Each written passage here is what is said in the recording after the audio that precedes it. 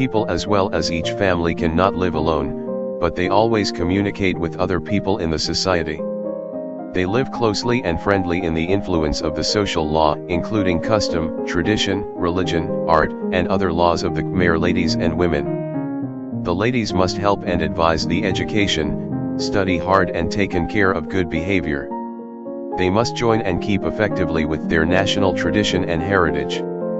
In economical development, the Khmer ladies or women must cultivate the crops and their plants or vegetables and other things. They founded and dealt with social activities, official work, framework, like the men did.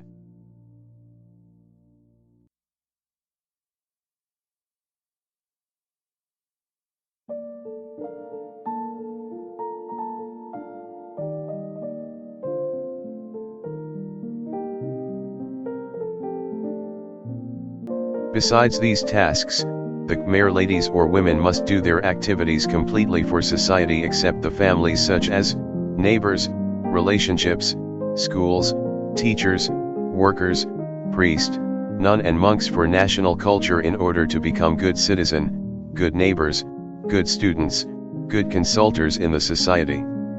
In sum, we must support to all women because they play the important roles not only in the government but also private institutions. Women are the world's mothers. We love and respect the women, that's what the role of women in modern Cambodian society is all about.